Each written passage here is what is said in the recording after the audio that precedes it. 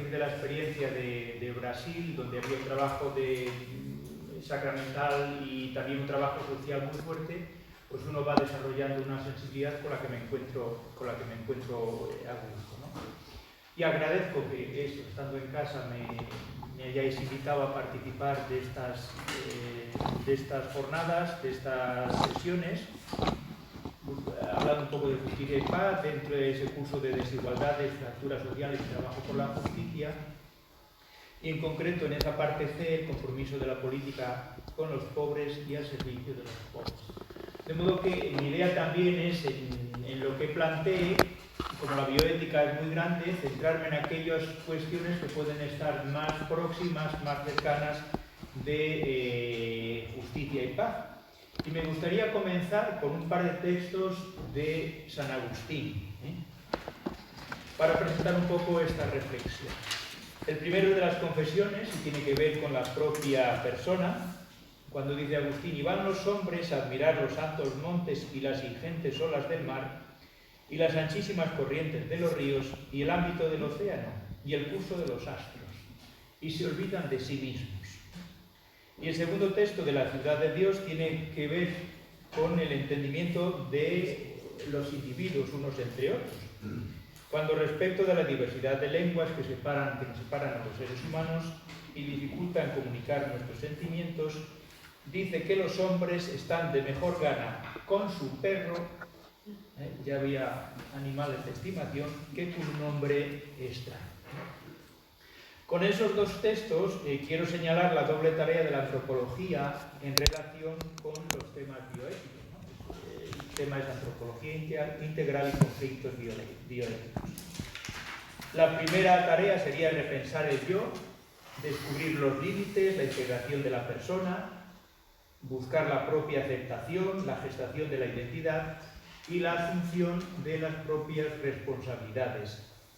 Y la segunda tarea sería referente a pensar a los otros que participan de la comunión, su importancia en una vida que nos resulta imposible aislarnos, aceptar al otro como prójimo, aceptar su espacio y especialmente las víctimas de nuestras acciones.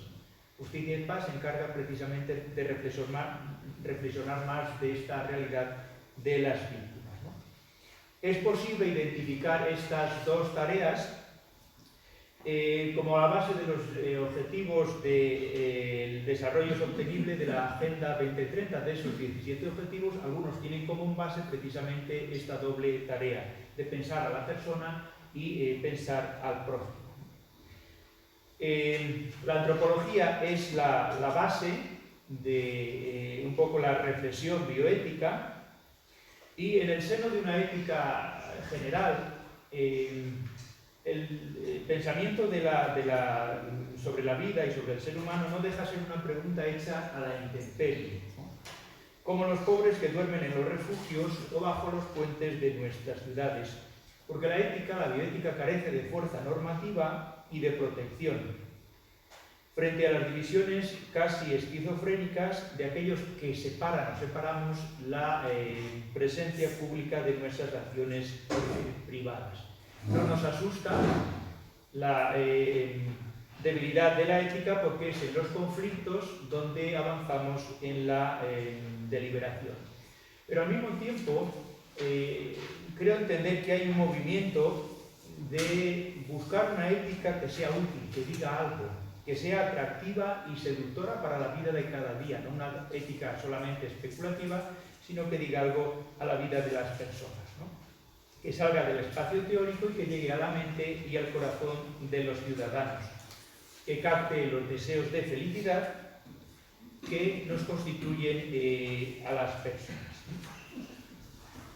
Se propone entonces en la actualidad una ética del corazón, una ética cordial, que integre todas las dimensiones de la vida, de la mano de la ejemplaridad. Hay que dar ejemplos de los que la predican para que todos estimen su importancia en la vida. Si alguien va hablando del bien, pero resulta que después su vida no da ejemplo de ese bien de que predica, pues evidentemente pierde mucha sensibilidad, muchos puntos, ¿no?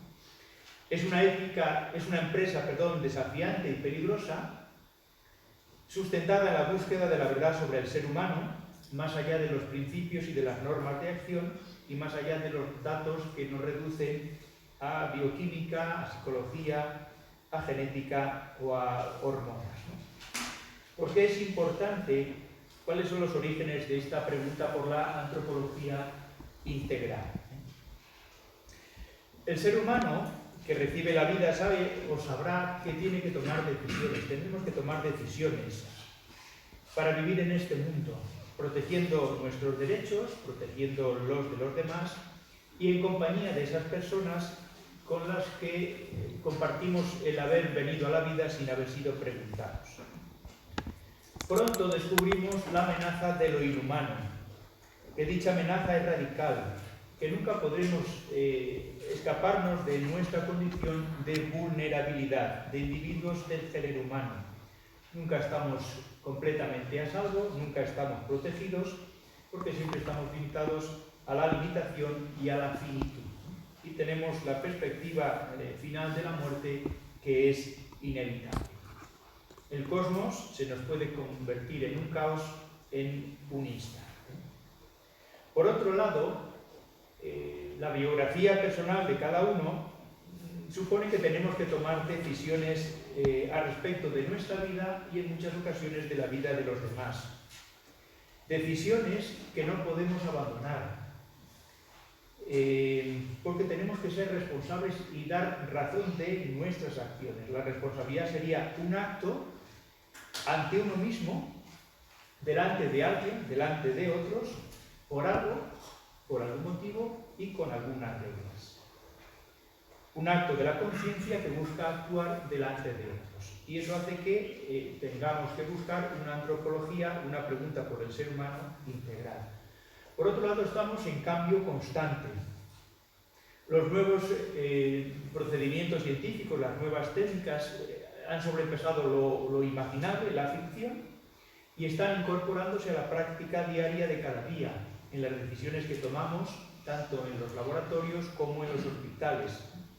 Y se generan preguntas nunca antes realizadas, que cambian constantemente. Tenemos ahora la temática del coronavirus, ¿no?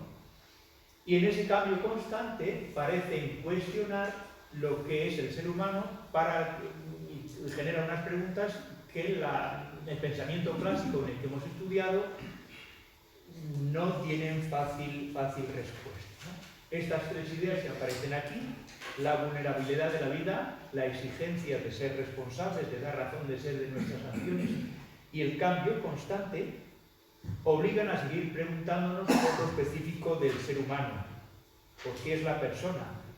Y una vez que lo hemos tratado de identificar y de delimitar, preguntarnos cómo la debemos tratar, cuáles son sus derechos y sus obligaciones. Es lo que se dice el estatuto ontológico y el estatuto jurídico y ético de la persona.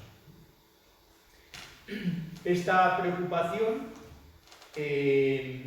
pide a la bioética, nos pide a cada uno de nosotros una disponibilidad de aceptar lo que la ciencia nos viene a dar y una disposición de seguir buscando con autenticidad y después agarrar y procesar los datos que las ciencias médicas, o las ciencias humanas o las ciencias técnicas nos dicen. De modo que esta respuesta la tenemos que hacer, esa pregunta la tenemos que responder a partir de los datos de las ciencias. La persona es un abismo de deseos en proyecto continuo. Es verdad que la pregunta por el ser humano, qué es y cómo lo tenemos que tratar, ya está en cierto modo respondida, pero hay que responderla en cada época y por cada una de las personas, ante las dimensiones abismales que encontramos en nuestro interior. Hay una expresión de Agustín que dice que el abismo al abismo invoca, el abismo de Dios invoca al abismo del ser humano. Somos un abismo interior lleno de pliegues y de grutas en el que se esconden nuestras necesidades físicas, morales, espirituales, religiosas, nuestros impulsos, nuestros miedos. Y con ellas, con esos pliegues, entre esos pliegues y esas grutas, se va escribiendo y se va redactando nuestra biografía. No lo hacemos solo, sino que lo hacemos en compañía de otros comperegrinos en el camino. Encauzar esos deseos que dan forma a nuestras necesidades nos ponen de frente a nuestras propias contradicciones. En términos teológicos, en términos cristianos, nos sitúan frente al drama del pecado, acompañante puntual o permanente que hace inconflictiva nuestra búsqueda de la libertad y nuestra vivencia de ese abismo. Las contradicciones afectan, amenazan al individuo cuando busca compulsivamente una identidad que lo distinga de los demás y que lo arrastre a la esclavitud de los propios deseos. De San Antonio Molina, que fue ministro de Cultura, dice que aquellos que permanecen esclavos de sus deseos, emociones, impulsos, temores o prejuicios, al margen de su intelecto educado, no pueden nunca llegar a ser libres. Las contradicciones, el drama del pecado, afecta a las instituciones y, por ejemplo, a la familia. Somos conscientes de eso. El excesivo individualismo propio de nuestra cultura favorece el debilitamiento del desarrollo y la estabilidad de las relaciones personales, afectando especialmente a vínculos familiares. Es de una tercera del periódico ABC. E incluso las contradicciones de las personas afectan incluso a las instituciones y a la democracia. De hecho, el desencanto político, especialmente el de los jóvenes, y el miedo, se muestra como cuna de muchas reacciones populistas de corte xenófobo que están apareciendo en nuestras sociedades. Por otro lado, también ese hecho de tener que ser responsables en sociedades plurales es una urgencia, es una exigencia para esta pregunta por la antropología integral, por la pregunta ¿qué es el hombre?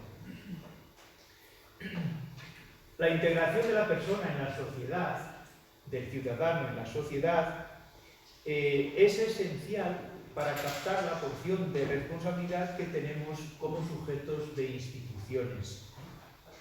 Hay unas palabras de Sabater que a mí me gustan mucho, las suelo citar siempre que puedo, cuando dice que la democracia es el régimen político en el que la culpa de lo que pasa la tenemos los ciudadanos.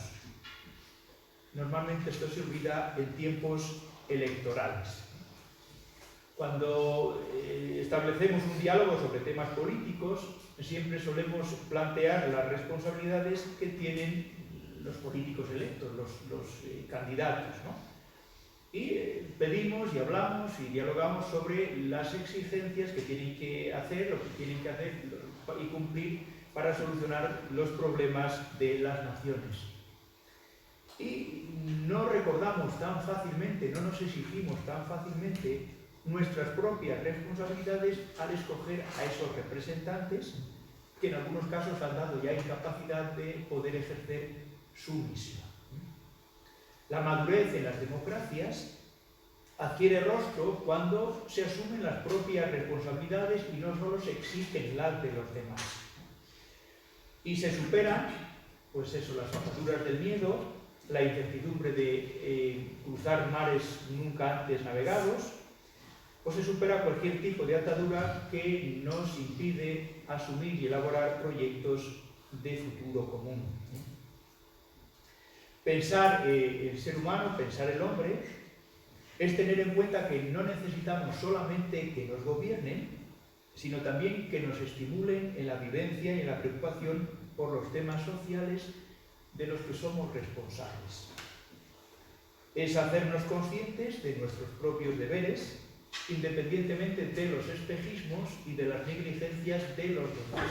Yo tengo mi tarea que hacer, yo tengo mi responsabilidad, aunque el vecino pues a lo mejor se omita en la suya. Para ser buenos ciudadanos debemos ser partícipes activos de la realidad de la justicia y de la paz social en nuestras sociedades, basada en verdades y en valores que no podemos hipotecar frente a las acciones del vecino. Esto se contrapone, esta necesidad de asumir nuestras responsabilidades, a la verdad que exagera las promesas de la autonomía irresponsable, que provocan el desacierto en el rumbo la confusión del yo hiperconectado en fuentes de información a veces contradictorias y las inundaciones narcisistas. Cito a Giovanni Orsina. El individuo consciente y autónomo soñado por la democracia está degenerando en un narcisista. Patológicamente concentrado sobre sí mismo, aislado e infeliz, el narcisista es víctima de una distorsión cognitiva, puesto que reinterpreta todo a la luz de sus propias necesidades psicológicas. Crea en torno a sí, en suma, un mundo psicomorfo. Para asumir nuestras propias responsabilidades, tenemos que dejar el narcisismo de creernos el centro y poner la autonomía y la libertad como el centro de nuestra vida. Hay que conjugar tales deseos de libertad y de autonomía con ese riesgo de narcisismo con la responsabilidad en nuestro entorno que genera la exigencia de justicia. Tenemos que pensar en esta pregunta antropológica íntegro y mejor al individuo y las formas de llegar a él, para sopesar nuevas vías de autoposesión, ser dueños de nosotros mismos, pero también de compartirse con los demás. Y además, integrarnos como personas individuales, como ciudadanos, en instituciones justas, que generen confianza y que garanticen el cuidado de las otras personas. Se aspira a superar lo que se ha llamado la época de la muerte del vecino por ignorar. San Sebastián de los Reyes. Una familia va a Nueva York y una de las azafatas, cuando ve a uno de los niños de la familia en el avión, la cara de la niña le suena. Y entonces tú, pues hablando con la niña, dice, yo vivo en Madrid, pues yo también, pues en San Sebastián de los Reyes, pues yo también. En la calle Paseo Filipino 7, pues yo también. Vivían en el mismo bloque, en el mismo edificio, y no se conocían la familia. Solo la azafata, la cara de aquella niña, en algún momento había coincidido en el ascensor, para que veamos hasta qué punto se llega a ignorar al vecino. Entonces, pensar en serio, desde esta antropología integral, al hombre y a la mujer, significa generar confianza en el vecino para dialogar, para hablar, para resolver los conflictos que puedan surgir. Nos lo dice Olegario González de Cardenal.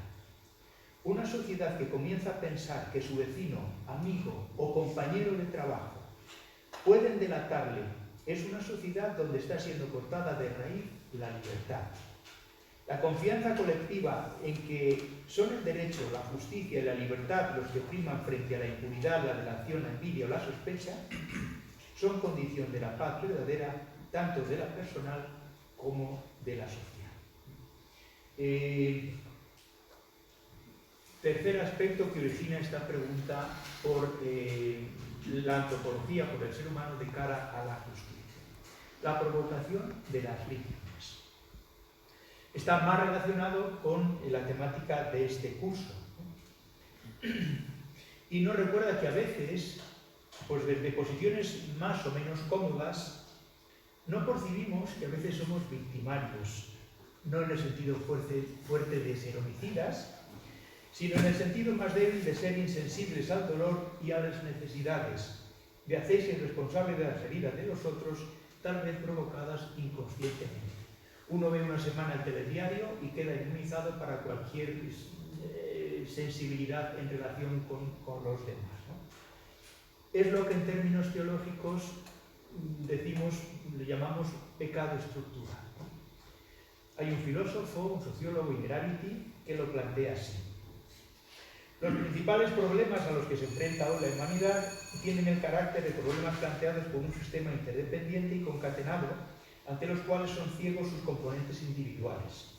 Insostenibilidad, riesgos financieros y en general aquellos que están provocados por una larga cadena de comportamientos individuales que pueden no ser en sí mismos malos, pero sí lo es en su desorganizada agregación.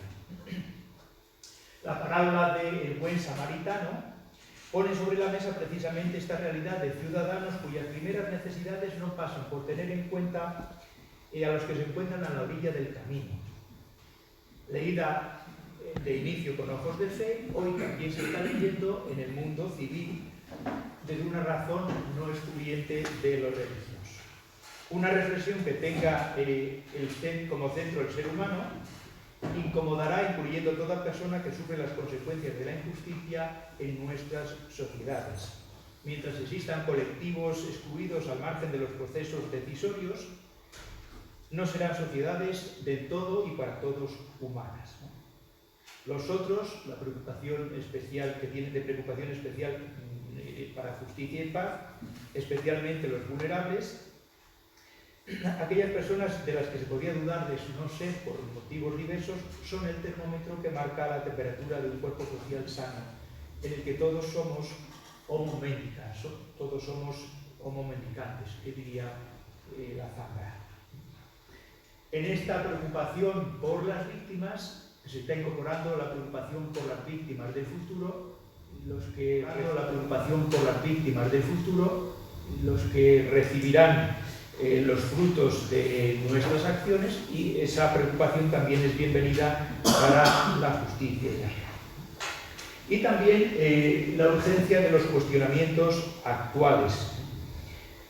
Las novedades tecnológicas y las posibilidades actuales hasta cierto punto estremecen lo que es el ser humano, cómo se le concibe y cómo se imagina. Se plantean dudas, definiciones y límites como nunca se hizo. Hay filósofos que además las provocan, plantean estas cuestiones de modo provocativo en su fondo y en su forma. Hay gente que dice que, bueno, pues los simios superiores tienen más capacidad relacional pues, que un niño deficiente o con un Down profundo, por ejemplo. Y lo hacen de modo tan argumentativo que nos cuestiona a nosotros como nunca ha sucedido antes en la historia de la humanidad. O con las posibilidades de mejora ética. De vez en cuando sale ahí en el periódico alguien que dice vamos a vivir 1000 años, vamos a vivir 150 años, nos van a implantar un chip para poder abrir las puertas de los coches y de casa y no tener que llevar el carnet de identidad. En fin, son preguntas, son cuestiones que nos plantean preguntas como nunca antes se había realizado, ¿no? Y a este respecto, la urgencia de las preguntas generadas por la tecnología resulta especialmente atractiva por cercana la pregunta por el ser humano en lo que dice respecto a la integración de la persona. No son pocas las voces que hablan, que denuncian una creciente comercialización del cuerpo y de sus partes, separándolo de la unidad personal. María Casado escribe: ¿cómo es posible que se sigan declarando válidos los principios de justicia social y respeto a los derechos humanos reconocidos y, no obstante, cada vez en mayor medida se acepte la comercialización del cuerpo humano, de sus partes y de sus componentes? Y es que las técnicas avanzadas sobre el cuerpo físico han generado un mercado que, tanto en materia orgánica, considerado por entero descompuesto en partes, genes, células, órganos, tejidos, transforman al cuerpo en una nueva medida del ser humano, y además ocupa todos los campos de la economía. Puede ser moneda de cambio, materia prima, fuerza de trabajo, objeto de experimentación o de consumición. Hay unas estadísticas horrorosas de cuánto se está pagando, por ejemplo, por fetos abortados con todos los órganos, o un cerebro, unos pulmones, unos brazos. Hay un mercado muy lucrativo a ese respecto. Las clínicas de abortar, después de ese material, lo venden y hay gente que evidentemente lo compra y además lo paga. Se ha dado un proceso para llegar a este punto de objetivación, de instrumentalización, que han anticipado esa mercantilización, y que tiene que ver con las víctimas provocadas en nuestra sociedad del bienestar, porque normalmente los más perjudicados por ese comercio son precisamente los más vulnerables, la gente del sur, los menos defendidos. Los trasplantes renales, la gran mayoría de ellos, se hacen en la Unión Europea y en Norteamérica. Hay una serie de datos que explican eso. Bien. Esta mercantilización, por ejemplo, algo de ello denunció el filósofo Hans Jonas cuando en el año 68 una comisión, al hablar de la muerte, al definir la estructura de la muerte cuando alguien se muere, utilizaron el criterio neurológico. Pero precisamente aquellos que utilizaron el criterio neurológico estaban esperando después para aprovechar las partes de aquellos cuerpos muertos con vistas a los trasplantes. Y Hans Jonas denuncia que aquello no había un interés que corrompía la pregunta ética. Bien, responder o contrarrestar esa mercantilización del cuerpo en el fondo supone hacer una pregunta ética por lo que es el ser humano en sí. Bien,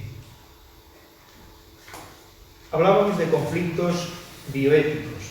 Somos conscientes que en los conflictos es donde se amplía la frontera de la ética y donde en muchas ocasiones es el espacio para ir creciendo y para ir respondiendo y para ir investigando al respecto de lo humano. En esta búsqueda de lo que humaniza, voy a dar un poco esas 5 pinceladas. ¿Cómo responder a esta pregunta? A partir de todas las ciencias. Es una pregunta por la persona humana y su legitimidad, por el yo, por el individuo, por el ciudadano. Es una pregunta que tiene que incorporar de algún modo al otro.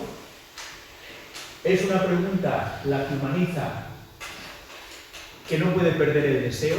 Somos emociones, hoy está muy desarrollada esa dimensión. Si no llegamos al corazón, no llegamos a la persona. Y en último lugar, no podemos ser ingenuos, sino que tenemos que pensar al ser humano de modo razonado, ¿no? Acudir a las ciencias, pues es necesario, es un criterio hermenéutico necesario, ¿no? Tenemos que, si hablamos de la persona, de su mente, de su cerebro, de sus células, de su cuerpo, tenemos que incorporar los datos de las ciencias, de la neurología, de la genética, de la biología, también de las ciencias humanas, de la pedagogía, de la sociología, etc. Con los riesgos de malinterpretarlas, porque normalmente las ciencias pues tienen el riesgo de caer en un reduccionismo o de exagerar su propia perspectiva. Esa cuestión de las ciencias en el fondo afecta también a la definición de la persona, ¿no? La definición clásica de Boecio es sustancia individual de naturaleza racional. Fijaos la definición que ofrece un antropólogo actual, Björn Levy, al respecto de incorporando todos los datos de las ciencias. Si alguien es capaz de leerla sin respirar, le damos un premio. Las personas somos complejos mecanismos conformados y movidos por genes, reconfigurados después por complejos mecanismos epigenéticos, así como por intrincados entramados neuronales que rigen el desarrollo y las metas de nuestra conformación morfológica, al igual que las diversas estructuras mentales y comportamentales que marcan de forma más o menos rígida nuestras interacciones con el entorno natural y con el resto de los integrantes de nuestra especie. Eso es una definición actual de un libro de hace un par de años de lo que es la persona. El pobre Boecio no sabría dónde meterse, ¿no?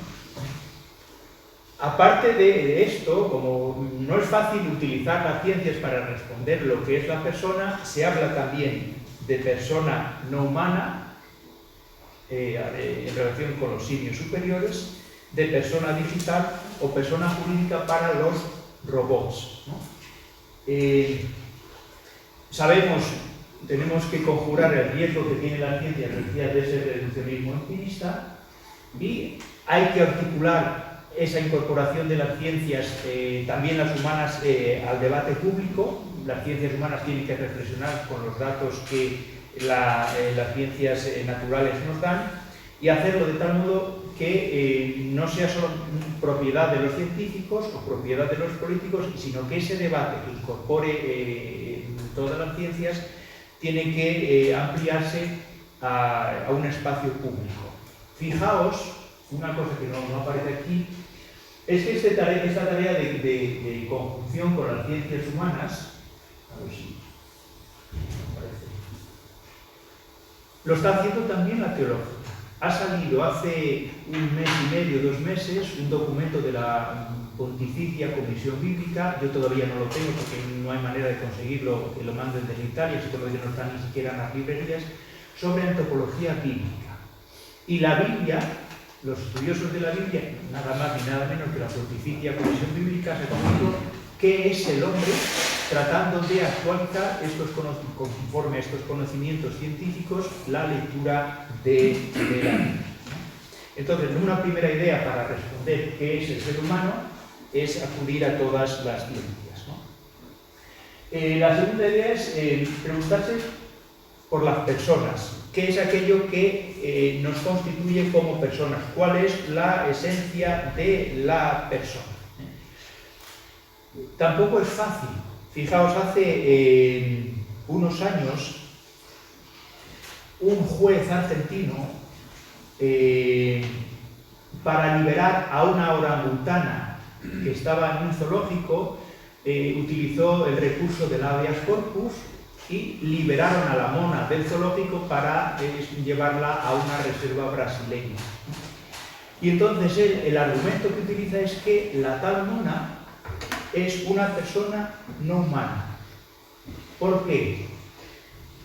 Mantiene lazos afectivos, razona, siente, se frustra con el encierro, una orangutana, toma decisiones, posee autoconciencia y percepción del tiempo, llora las pérdidas, aprende, se comunica y es capaz de transmitir lo aprendido. Si buscáis orangutana Sandra en cualquier buscador, enseguida aparece esta noticia porque ha salido en varias ocasiones, ¿no? Persona no humana. Con esos elementos, cualquiera de nosotros se siente identificado, lógicamente no en el nivel que un simio superior tiene, pero sí con esas cualidades, con esas razones en las que se ha apoyado ese juez para determinar que Sandra era una persona no humana. Mientras que Beorlegui, que es el autor de esa definición, viene a decirnos: es cierto que esas cualidades que definen la persona las compartimos con los seres humanos, pero no podemos buscar en una sola cualidad lo específico del ser humano, sino en toda su amplitud. Y evidentemente la mona es capaz de reconocerse y es capaz de ayudar, pero no en los niveles que tenemos las personas, ¿no? Y en el fondo, la conjunción de todas esas cualidades es lo que hace del ser humano específico. La unión de todas esas cualidades es lo que determina cuándo podemos considerar a alguien que es una persona. En ese identificar criterios que pongo ahí, no podemos ser exclusivos, insisto, sino mirar en el conjunto del ser humano. Y aquí hay un riesgo. La genética nos ha dicho que compartimos el 99% de nuestro código genético con los monos, con los chimpancés, con los gorilas, Marceliano Arranz, que fue agustino, fue profesor, fue el rector en Salamanca, advierte, dice: mire usted, no podemos caer en una visión mínima del ser humano, sino tenemos que, dice, solamente una idea elevada de lo que el hombre es y representa, y la admisión de que aunque haya surgido de los avatares de la evolución está por encima de ella, permiten continuar hablando de la dignidad humana. Y solo estas premisas antropológicas, desde estas premisas antropológicas es lógico, fundamentado, rechazar ciertas medidas eugenésicas contrarias a esta dignidad. Si al fin y al cabo somos simios mejorados, va a ser muy difícil que fundamentemos la dignidad de pobre del que está en la calle o de deficiente. Tenemos que mantener en esa búsqueda del ser humano esa tensión de máximos de la máxima dignidad. No todas las tradiciones, los excesos liberales o los excesos colectivistas han respondido bien, han expresado bien esta búsqueda de lo específico del ser humano jugando a chica. Parece que han jugado más jugando a la grande en términos de mus y se han dedicado a jugar a la chica, ¿no? Lo que humaniza tiene que ver con la globalidad de la persona. La ampliación de mi vida, de mi ámbito vital al otro. El sí mismo es imposible sin los otros, dice Riquet. El individualismo, la autonomía, los excesos de libertad han deslucido la imagen del otro en el horizonte del ciudadano actual. La expresión de la libertad,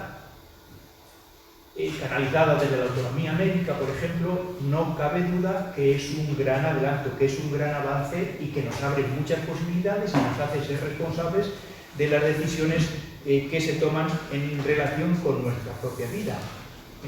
Pero la reflexión hoy yo creo que trata de incorporar a la balanza de la justicia en el otro fiel, decir, oiga, no solo autonomía y libertad, sino también tenemos que llegar a las otras personas.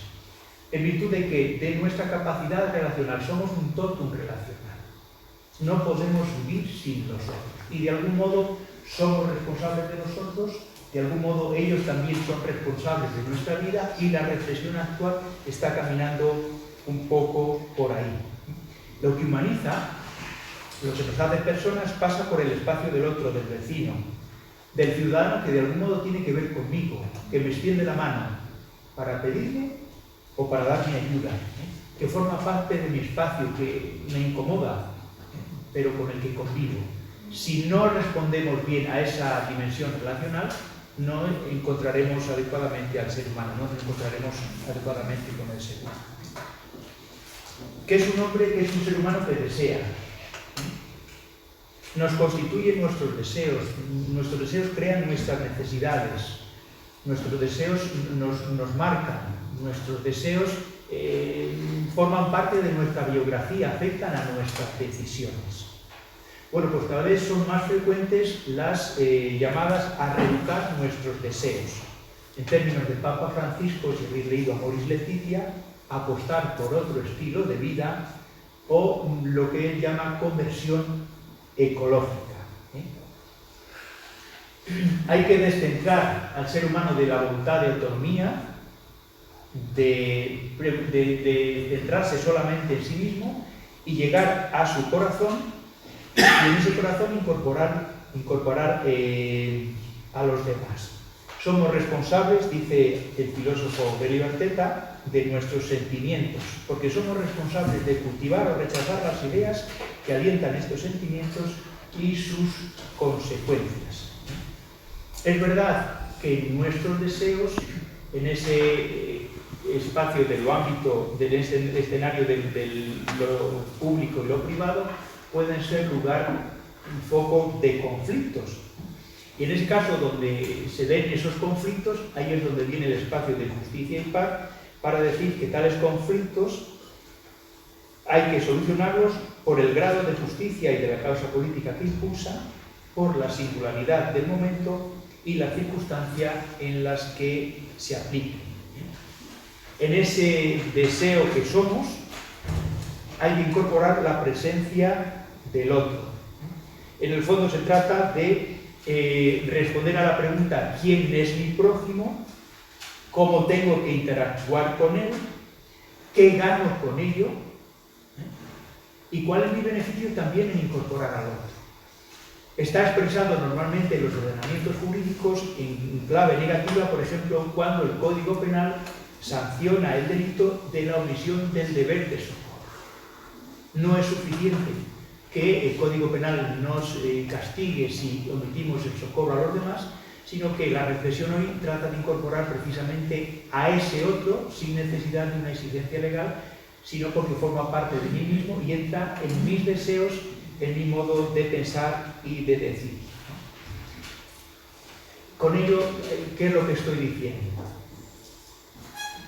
Estoy buscando caminos, la reflexión está buscando caminos para llegar de la teoría a la práctica. De no quedarnos solo en el hay que, sino mover el corazón hacia esa persona. Marina lo expresa así. Se trata de pasar del determinismo del deseo al determinismo del proyecto, mediante el cual el deseo se vence a sí mismo. Y la gran función de la inteligencia no es alcanzar fines, sino inventar fines y mediante ellos encelar el deseo, pasar de la teoría a la práctica. Lo que nos humaniza, lo que nos hace mejores personas, mejores ciudadanos, pasa por redefinir nuestra voluntad, nuestros deseos e incorporar al otro también a esos nuestros deseos. Sentir que lo necesitamos, que forma parte de nuestra vida, que nos perfecciona y que nos realiza. Lógicamente, no puede ser una reflexión ingenua y hay que utilizarla. Tenemos que integrar el corazón con la razón. Cuando Adela Cortina, utilizando la reflexión de Appel y de Habermas, habla de una ética mínima, apoyándose en la capacidad de diálogo y del reconocimiento del otro, ella precisamente reconoce esa capacidad, esa razón dialógica. Bien, si esa razón dialógica no es efectiva, no llega al corazón de las personas, pues nos quedaremos en el diálogo, pero no pasaremos a esa práctica, no pasaremos a esa acción no ingenua, sino esa acción calculada, esa acción reflexiva que tiene que ver con los demás. Hay que complementar la razón técnica, la razón instrumental, con la razón del corazón. Se buscan candidatos para hacer una reflexión que equilibre lo emocional con lo racional. El verdadero humanismo caminaría por ahí. No reducirnos a una razón meramente utilitaria, sino incorporarla, ampliarla, llegando al corazón. Olegario González de Cardenal, vuelvo a citarle, utiliza los términos agustinianos del ordo amoris y del ordo rationis. La jerarquía de nuestro corazón, la jerarquía de nuestros valores, la jerarquía de nuestros deseos, hay que cambiarla, incorporando al otro, y eso tiene que tener un reflejo también en el orden de nuestra razón. Cada uno, dice Olegario, el ordo rationis y el ordo amoris, responde al doble orden de la objetividad de la realidad y de la existencia personal. Si no incorporamos estos deseos a la razón cordial y seguimos insistiendo, por ejemplo, en la autonomía y en la libertad, el riesgo que hay es una especie de espiral antropológica en la que nos vamos centrando en nosotros mismos, en nuestros propios beneficios, a nuestras propias aspiraciones. Y Reus, es un jesuita que es amigo del padre Fernando, habla de el autismo de plenitud.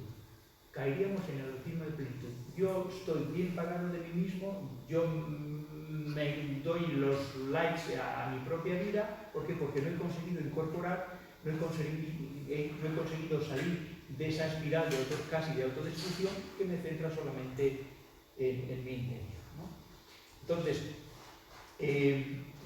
como último apartado de aquello que humaniza, tenemos que atender a la razón cordial, a las estimativas morales, a los afectos, de modo racional, para aproximarnos a ese hombre posmoderno, llegar a su jerarquía de valores y poder cambiarla y poder hacer que las otras personas entren en la perspectiva de su vida. Y de ahí, pues, evidentemente, ese trabajo de justicia y paz, que no solamente piensa las personas, sino que se preocupa por los demás. ¿Cómo lo aplicamos a los conflictos biológicos? Bien, voy a ir rápido porque estamos en aquello que le corresponde o aquello que puede ser más cercano a justicia y paz. Se trata de que esta dinámica, que esta antropología integral que incorpora a la persona y al otro tenga reflejo en las políticas sobre la vida, en las políticas sanitarias, ¿no? hay que superar la tentación del ideologismo exclusivista y, como os decía, acudir a los datos que nos dan las ciencias para reconocer la verdad del ser humano más allá de mis propios intereses, ¿no? Ese es un primer conflicto en las políticas de la vida, ¿no? Que cada plataforma se sitúa en una ideología y no es capaz de salir de ella, ¿no? Un segundo conflicto que habría en esas políticas sobre la vida es incorporar de modo público a todas las personas, no solo a los técnicos. Cada uno de nosotros tiene sus propias responsabilidades, los técnicos nos tendrían que ofrecer sus caminos, pero, por ejemplo, en el caso del control de gasto sanitario, en el uso de recursos limitados o en el reciclaje, todos y cada uno de nosotros tenemos nuestra responsabilidad. Normalmente la olvidamos. El unificar criterios, fijaos, voy a leeros el texto. Una de las cuestiones que nos achacan a veces a la teología moral y al magisterio es que utilizamos unos criterios en moral sexual, otros criterios en moral de la vida y otros criterios en moral social. Y hay voces, como la del rector de Comillas, durante décadas muchos teólogos moralistas hemos expresado el deseo y la reivindicación de que el abordaje aceptado oficialmente en la moral de la Iglesia en todo lo relacionado con lo social, siguiendo la orientación marcada por el concilio, se aplicase sistemáticamente al ámbito de la moral de la persona, sexual, matrimonial o bioética. Civilmente hay que hacer también el mismo trasvase. Para unas cosas utilizamos unos criterios de humanización y para otras no. El embrión no tiene derechos de cara a la vida, pero sí tiene derechos, por ejemplo, hereditarios, es sujeto de herencias.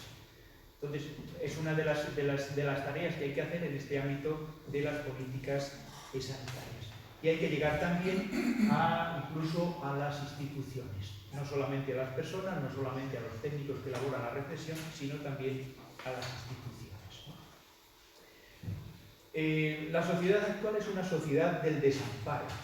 Si a los que estamos razonablemente sanos nos cuesta sobrevivir, aquellos que tienen dependencias les cuesta mucho más. ¿Cómo incorporarles desde esta reflexión antropológica? Haciendo discriminaciones positivas, aunque normalmente eso provoca también rechazo del resto de los ciudadanos. Hay que ayudarles, hay que privilegiarles.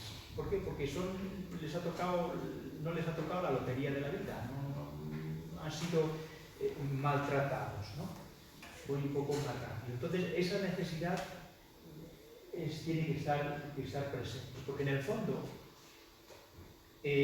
una de las causas de la pobreza y de la incapacidad de implementar la justicia probablemente sea esa mala visión del ser humano, una antropología limitada. Si solo nos centramos en el yo, en mis propios deseos, en mis propios intereses, y a ese tipo de personas no les incorporo en mis necesidades, pues no me voy a preocupar por ellos y no voy a encontrar vías de solución de sus posibles necesidades.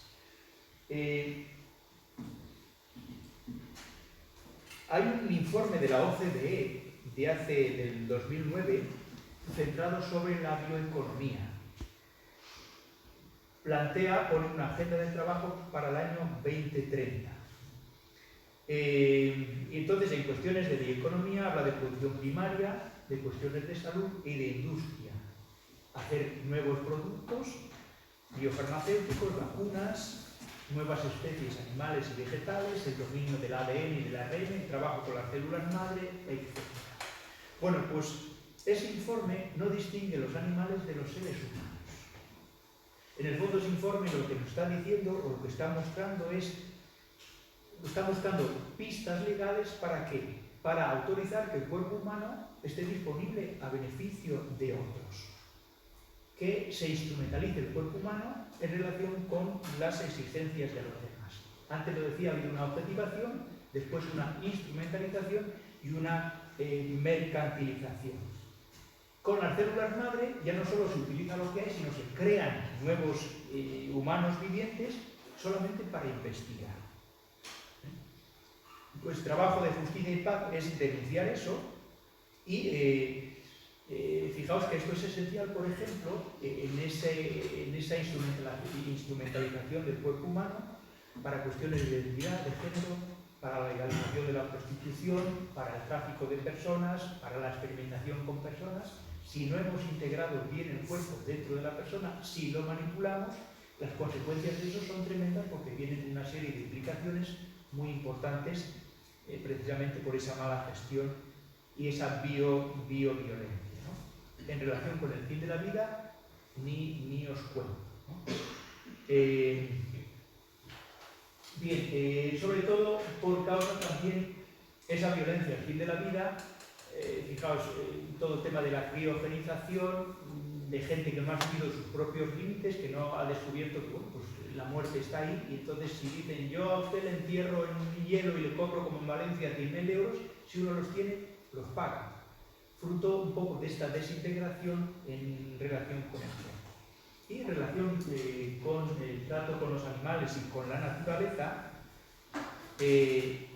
antes hablábamos de esos criterios utilizados con la mona Sandra, ¿no? Hay como varias teorías a la hora de reconocer los derechos de los seres no humanos, de los animales no humanos, ¿no? Una basada en habilidades metacognitivas, la autoconciencia, la racionalidad, el uso del lenguaje, aunque sea mínimo, la capacidad de relacionales. Y hay otras teorías que van más por la capacidad de sentir dolor, la sintiencia, un sentir un dolor consciente. La posición clásica es la antropológica. Dentro de la Iglesia, desde un personalismo eclesial, pero por ejemplo, en el principio primero de la Declaración de Río de Janeiro sobre el medio ambiente, es este: el centro de las preocupaciones relacionadas con el desarrollo sostenible es el ser humano. Luego es una reflexión no solamente eclesial, religiosa, sino una reflexión también y humana, ¿no?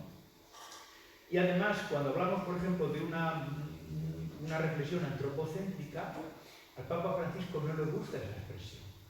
Y en en Laudato Si, por ejemplo, cuando habla del antropocentrismo es para hablar de excesos en la interpretación antropocéntrica. Él habla de una ecología integral, ¿no? En ese trato con los animales y dentro del trabajo de justicia y paz, el incorporar la preocupación por el futuro ecológico de la naturaleza, me parece que es, de hecho, una parte de justicia y paz. En algunos lugares se habla de justicia y paz e integridad de la creación, más tal vez en ámbito religioso o franciscano.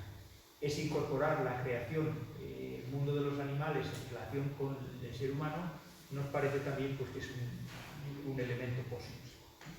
Bien, hemos planteado un poco, ya para concluir, el origen de esa pregunta por una antropología integral. ¿Por qué razón surge esa pregunta con cierta urgencia en los momentos actuales? He dado más o menos unas razones. He planteado que esa respuesta de lo que es el ser humano, desde los conflictos bioéticos, hay que hacerlo en conjunción con todas las ciencias, todos tenemos nuestra responsabilidad.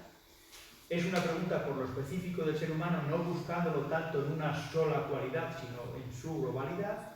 Dentro de ese ser humano o incorporamos al otro o perdemos al ser humano. Y a la hora de incorporarlo, tenemos que incorporarlo en el corazón, en nuestro deseo, querer al otro, preocuparnos por el otro, que el otro sea un prójimo real, y hacerlo de modo racional, no ingenuamente, no solo de modo emotivo, sino tratando de encontrar pistas para responder a esos apelos, a esas preocupaciones del otro. En los conflictos bioéticos, ¿cómo se manifiesta? Pues un poco en la elaboración de las políticas, que os decía, tenemos que denunciar el mercantilismo del cuerpo humano, más que denunciar el mercantilismo, decir, oiga, o vemos a la persona en su integralidad, en su unidad, en su cuerpo y en su espíritu, o la perdemos. Al mismo tiempo tenemos que incorporar a los animales y al resto de la naturaleza y un poco tratando de recoger pues eso, esas nuevas voces, esas últimas voces que aparece pues un poco en el panorama que nos encontramos, os voy a terminar un poco con estas dos preguntas. Hace unos años, en La Vanguardia, en la web de La Vanguardia, a respecto del transhumanismo, se planteó un blog pues un poco cuestionando lo que nos venía a traer el futuro tecnológico. Y ahí hubo cientos de reflexiones. Con esas reflexiones hicieron un libro, realmente es atractivo, Humanos o Poshumanos, la singularidad tecnológica y el mejoramiento humano en fragmentos, en Barcelona. Y el editor del libro habla de 10 desafíos que yo resumo en 2. Y para seguir trabajando, para animar un poco el trabajo de justicia, el trabajo teórico y el trabajo también práctico, ¿no? Nos queda todo esto por hacer, solo estas preguntas por responder. ¿Cuáles son las condiciones específicas del ser humano que somos y cómo las podemos cultivar para evolucionar y llegar a ser lo que queremos ser como especie y como individuos particulares sin perdernos en el camino? ¿Cuáles son las condiciones que van a ampliar a nuestro ser humano sin dejar de ser humano? Ya habéis visto por ahí el vídeo famoso de un tal Neil Harrison, que es el primer cyborg de la humanidad, que aparece con una antenita, con un implante coclear, con una antenita como si fuera pues, un marcianito. Entonces, ¿cuáles son las cualidades ampliadas del ser humano sin dejar de ser ser humano? ¿Y cómo proceder? ¿Qué procedimientos desarrollar para responsabilizar a cada ciudadano en la propia perfección humana, incluyendo su capacidad relacional?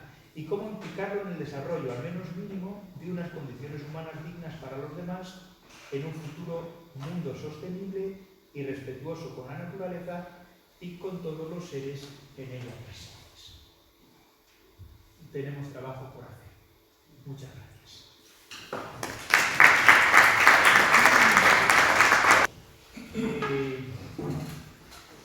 Tú bajas a la playa y a la entrada de la playa hay un cartel, perros no. Y te encuentras con un adolescente que está con su perrito. Y evidentemente en la playa los perritos se ensucian y la manera de limpiar es das una patadita, tapas con arena la porquería del perro y el que venga detrás pues que haga lo que pueda. Mire usted que aquí no se pueden entrar los perros. Y la niña te responde, que sepa usted que este perro tiene más derechos que usted. Lo de usted, evidentemente, no te lo comentes, este perro tiene más derechos. ¿Por qué? Porque ella es la que, en virtud del atractivo para su corazón y lo que ella quiera de un perro, pues evidentemente ese perro para ella tiene más derechos que tú. O te puedes encontrar con una periodista, en el mes de agosto, pues los periodistas así de raza están de vacaciones y van los de prácticas, ¿no? Y en uno de los dominicales, pues una señorita, no recuerdo el nombre, pues hablando de los animales y todas estas cosas, dice, bueno, es el eterno dilema entre mi perro o mi madre. Y ahí aparece escrito, para la señorita era un eterno dilema entre su perro y su madre. Si ella quiere más a su perro que a su madre, o a su madre más que a su perro. En ese ámbito no lo vemos. No sé. Me he alargado un poquito, pero... Bien. Bueno, sí, bueno. Aunque el tema, bueno, pues, es mi sugerencia, estoy hablando de muchos elementos, digamos, que uno de las que se pregunta, ¿no? Pero sí que me gustaría escuchar tu opinión en una frase que la voy a reducir a mínimos, sin dar mayores explicaciones. El suicidio asistido es un verdadero acto de amor. Estamos en el debate parlamentario y sí que me gustaría escuchar un poco cómo desmenuzar eso. Pues el que está al lado mío, un poco como compasión, es el suicidio por compasión, pues tiende a actuar de ese modo, porque le quito la vida, yo le ayudo a suicidarse precisamente por ese acto de compasión. Lo que he intentado decir cuando hablamos, cuando llegamos al deseo, es precisamente que la compasión, que mi voluntad, que mi perro, que los sentimientos que yo tengo son insuficientes. Pero son necesarios para comprender a ese enfermo, son necesarios para comprender al adolescente que dice que mi perro tiene más derechos que tú, y son necesarios para otras muchas realidades. Pero tenemos que compaginarlos con la razón. Y de sí, pero ese modo de funcionar, ese modo de morir, es indigno.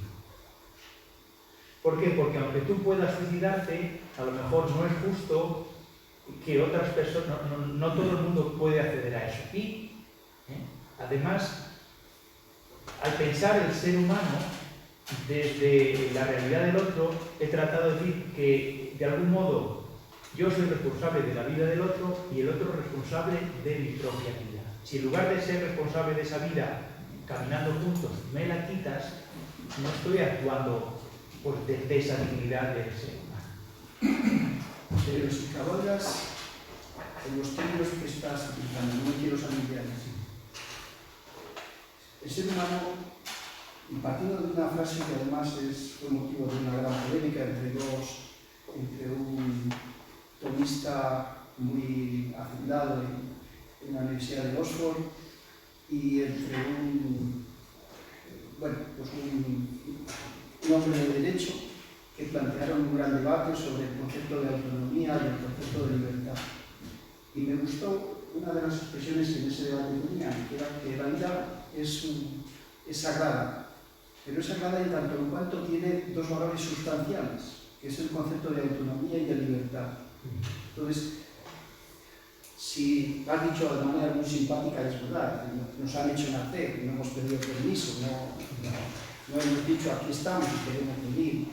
Pero sí que es cierto que cuando llega el momento de la muerte, nos gustaría también tener ese mismo concepto de libertad que hemos ido cultivando a lo largo de la vida.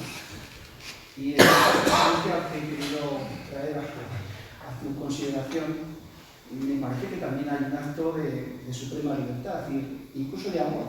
Quiero que seas tú, que pongas fin a mi vida. No quiero salirme del tema del suicidio asistido por contra del tema de la eutanasia, ¿no?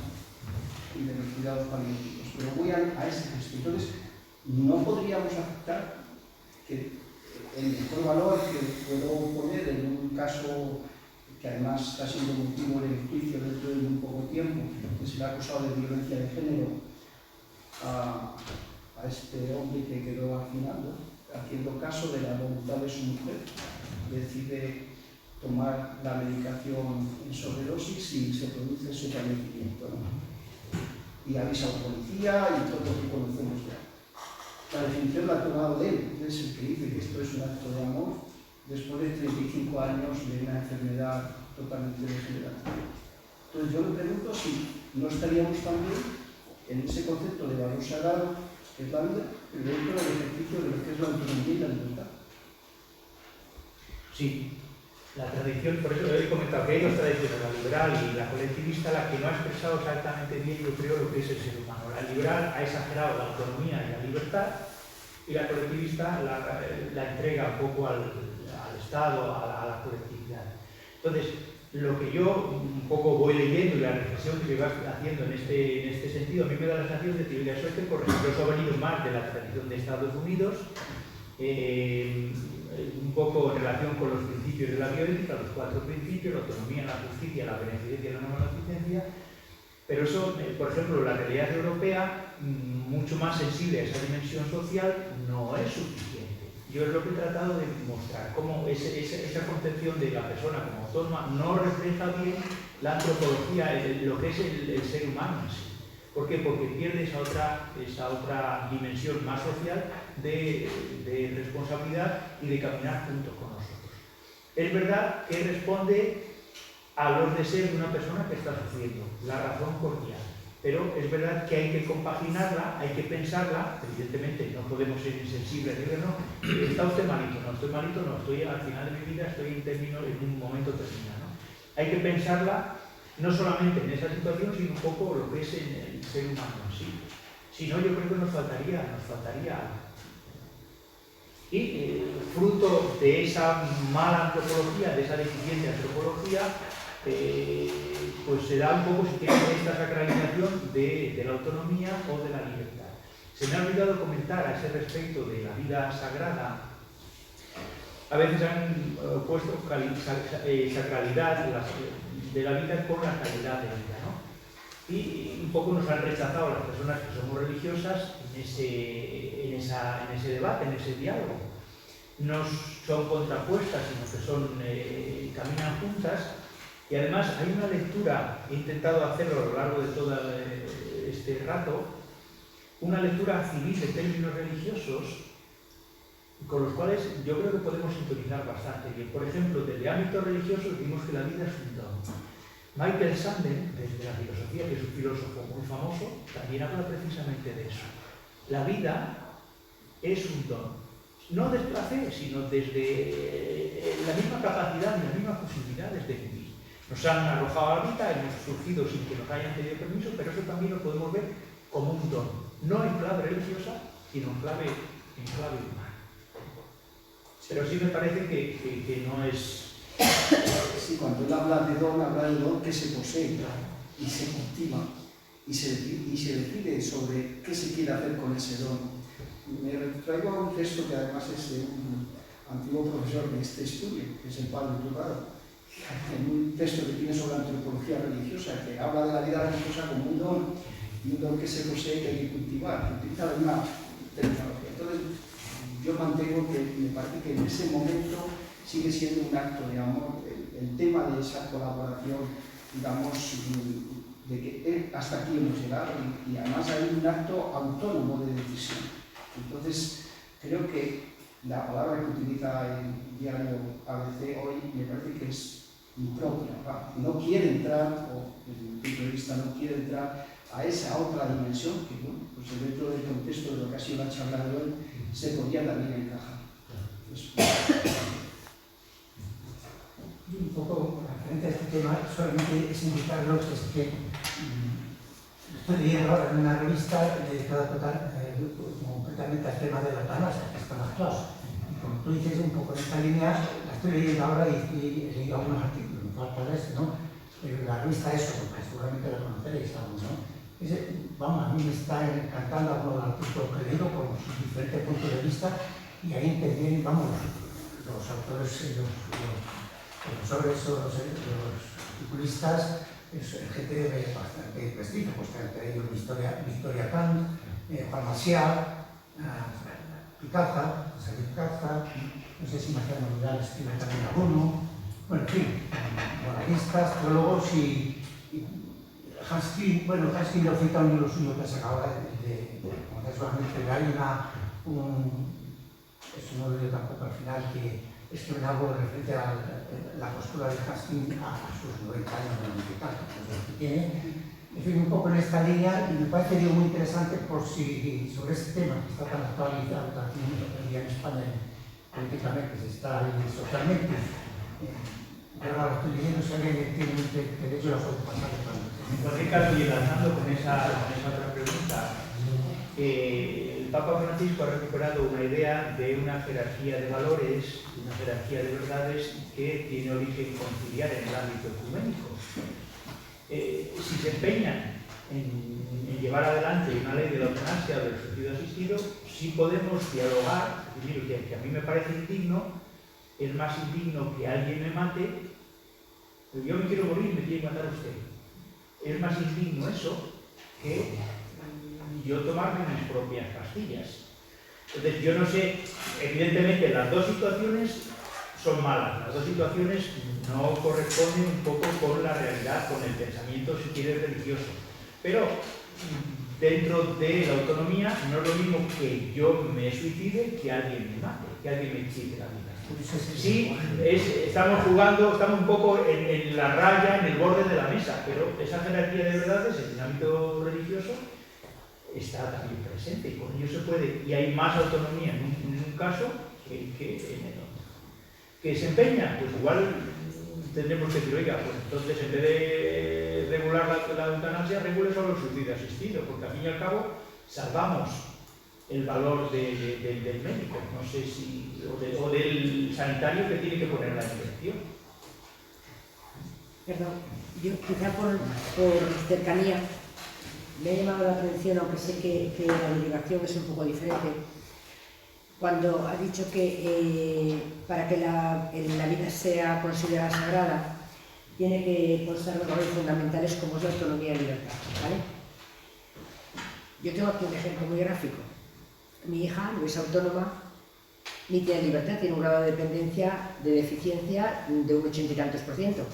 Eso lleva a un término extremo. ¿Me legitimaría a mí a decidir sobre su vida? Simplemente es una pregunta que quiero decir, su vida no se consideraría sagrada puesto que no tiene ni autonomía ni libertad, ella no es una persona libre ni autónoma.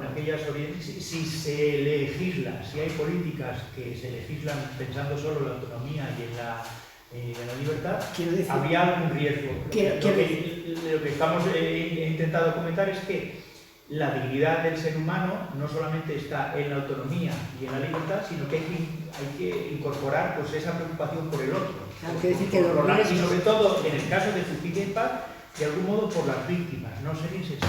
Claro. El riesgo, quiero decir, a la hora de considerar estos temas, el abanico es muy amplio, donde se puede llevar a un extremo u otro, ¿no? Digo que al tener solo esos dos rasgos de autonomía y libertad, habrá más componentes, lo que haga una vida como vida sagrada. Es un pensamiento.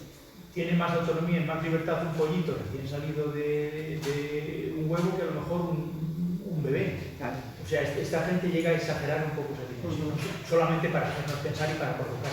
Evidentemente, Peter Singer decía eso, pero cuando murió su madre, la atendió. Una cosa es lo que escribe para provocar y el debate, y otra cosa es... Sí. Yo sin ignorar que todo esto puede ser muy manipulable en la legislación y contemplar cosas así muy simples y tal, yo creo que en la vida concreta, cotidiana, cuando te presentas un caso, yo lo hago en clave de padre-madre. Un padre y una madre que ve a su hijo sufrir, que ha agotado todas las posibilidades de recursos paliativos y tal, no se plantea todas estas disquisiciones teóricas de si la vida, de si se plantea ese por compasión y por amor a su hijo en un caso extremo. Ya digo que hay que tener cuidado de que no se contemplen situaciones para manipular y permitir cualquier cosa, pero cuando te encuentras en la vida en las situaciones concretas que puede, a lo mejor aquí no, porque tenemos hospitales, tenemos todo tipo de asistencias. Imagínate en un sitio donde no hay recursos, donde no hay nada, y te encuentras en una situación. Yo creo que el que haya entendido el amor de Dios Padre no tiene ninguna duda en ayudar a su hijo a fallecer. Ninguna duda. Porque como padre que es, como padre y como la experiencia de amor padre, le está diciendo, ayúdame. Yo no soy padre, no sé lo que es esa experiencia. Y entiendo que en situaciones dramáticas, muy dramáticas, no podemos salirnos por la tangente. Pero una antropología integral, un pensar al ser humano integral, no puede pensar solamente desde el corazón, sino que tiene que incorporar también desde la compasión, desde la misericordia, sino que tiene que incorporar también un poco la razón y la dignidad. Y me parece que es un poco la propuesta que he hecho. Ahora, cuando te toca, si quieres, es teórica, pero me parece que es un poco el trabajo también de justicia y paz, de pensar ese tipo de realidades. Sí, pero quiero decir que algunas veces, por ejemplo, estas dos preguntas que nos pones al final, es que yo creo que el 90% de la ciudadanía del mundo no tiene ese tipo de preguntas, no se las plantea, está intentando sobrevivir, intentando cruzar un mar, intentando llegar a puerto. Es decir, que hemos llegado muchas veces a plantear un hecho religioso con una cantidad de cuestiones, de teorías y ideologías que puede servirnos para nosotros que tenemos un nivel de vida alto, que estudiamos, que nos preocupa la filosofía, la antropología, la teología, Pero yo me pongo en el lugar de los que he conocido, algunos dicen, es que esto me suena chino. Esto es de filosofía, Ya, no es sociología. Pero Es esto decir, que igual es una reflexión, es un libro de hace un par de años, os he comentado, de un blog de La Vanguardia en el que participó muchísima gente, y el editor del libro y coordinador del blog, pues un poco a partir de las reflexiones que ha hecho la gente, pero cientos de ellas, pues sacó 10 puntos que yo he resumido en 2. O sea, el libro debe ser del año 18, del año 17, me parece.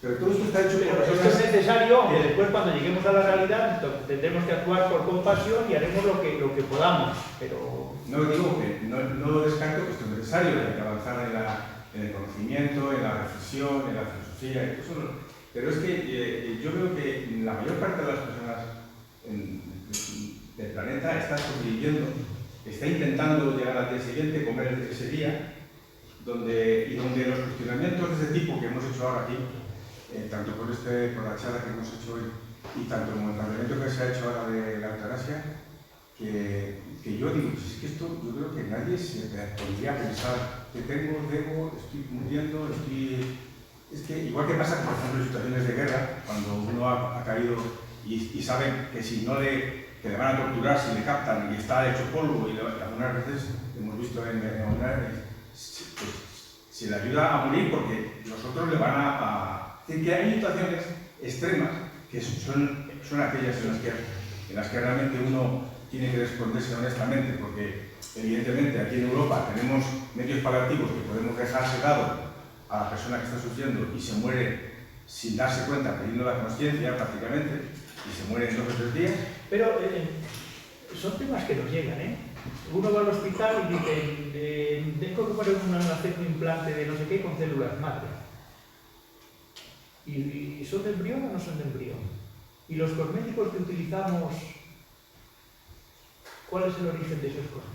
Bueno, eso es otro tema. O sea, ya, quiero decir que todos estos temas nos hemos centrado un poco más en el final de la vida, pero que no son cuestiones alejadas de nuestra realidad, sino que están ahí. Y dentro de 2 años tenemos un coche autónomo, y el coche autónomo, cuando se desvía en el punto del autobús, tiene que decidir, ¿atropella a una señora y a un niño o atropella a una pareja de ancianos? Y nos va a tocar. No descarto que eso es bueno, que hay que trabajarlo, hay que estudiarlo, hay que plantearlo, porque tenemos que responder. El tema de las madres es evidente. No estamos hablando de una situación de vida final, digamos, de un dolor inmenso, insoportable, donde yo no sé, yo como cristiano y como experiencia...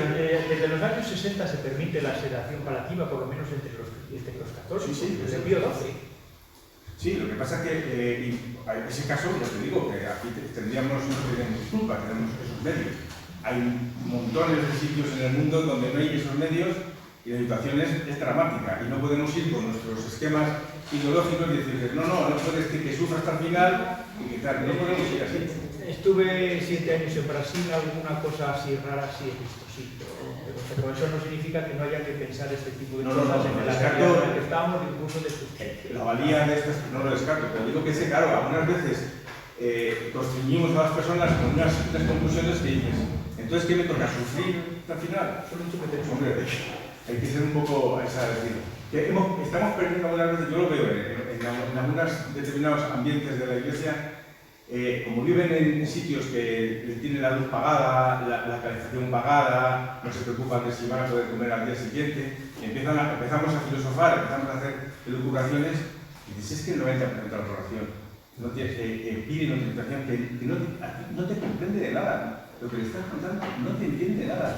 Si él quiere sobrevivir, y estamos poniéndole pegas legales ahora con lo que ha hecho la Unión Europea, de que se podemos devolver en caliente, es decir, estamos retrocediendo por una serie de teorías de incluso grandes tribunales de la Unión Europea, y dicen, ¿pero qué? ¿Por dónde vamos? No sé si Fernando quería... No, bueno, yo en relación con lo que se estaba discutiendo ahora, efectivamente es verdad que puedes decir, bueno, pues la mayoría del mundo tiene unos problemas, digamos, de todo tipo, muchos más gordos que los nuestros, pero el que existan esos problemas no quita que además que eso es que nosotros no tenemos esos problemas, pero que sí nuestra propia circunstancia hace surgir otros problemas, que son estos. Es decir, en que la Unión Europea o Estados Unidos no exista el problema del hambre, pongamos por caso, y de sobrevivir, no quita que miles o millones de personas pues, planteen el problema del aborto, o el problema de la eutanasia, o el problema de la ética medioambiental, cosa que en las otras culturas. Es decir, que no quita que eso exista también. Entonces, hay que buscar.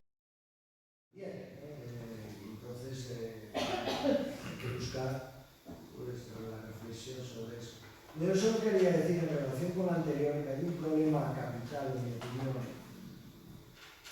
en relación con todo el tema de la antropología.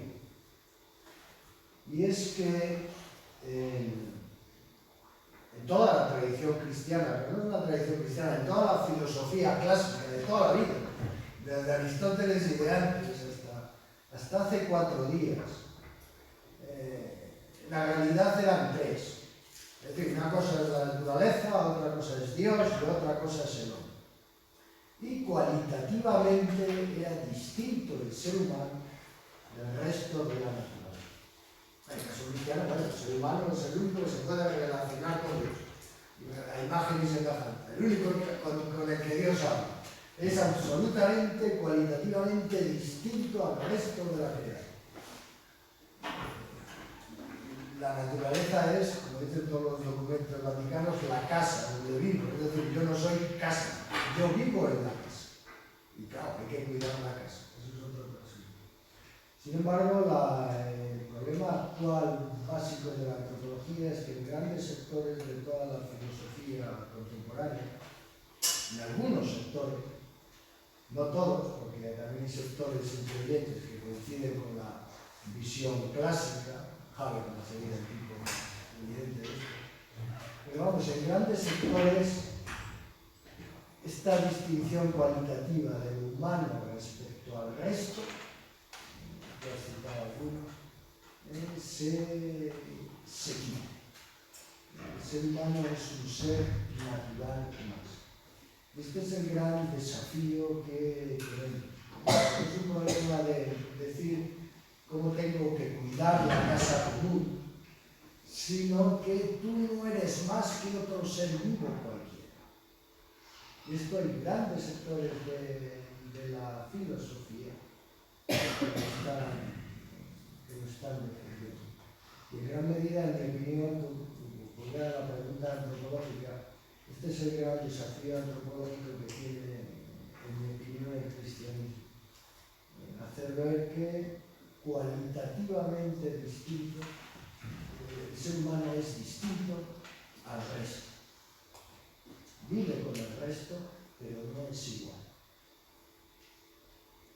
Ahí está el gran desafío. Habermas es uno que, sin ser creyente, se ha dado cuenta de esto y de las últimas publicaciones. Bueno, ya muchos años. Lleva largo y tendido hablando de esto. Gustavo Bueno, entre nosotros, antes de morir, otro filósofo, es otro que se dio cuenta de esto. Y aquí tenemos un problema capital. Porque de aquí viene todo el reduccionismo.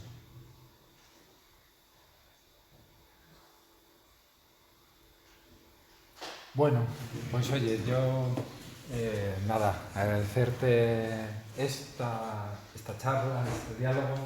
Yo creo que da para muchos temas, el tema de la identidad, la autonomía, yo cómo me defino, el deseo, bueno, todos esos elementos que también, cómo compartimos y cómo desarrollamos nuestra ética, nuestros conceptos y cómo desarrollamos las normas y cómo desarrollamos a la persona. Bueno, hay para mucho debate, vaya.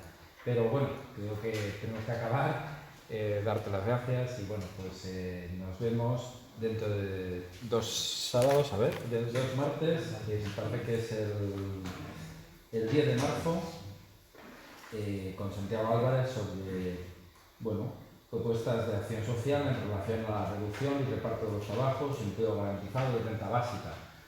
también para abordar temas social, bueno, no solo filosóficos, antropológicos, aunque, como decíamos, son esenciales de cómo estamos viviendo y cómo estamos construyendo nuestro ser, ¿no? Y nuestra forma de construir y resolver pues, realidades vitales que tenemos en nuestro contexto habitual. Pues nada, muchas gracias y seguimos.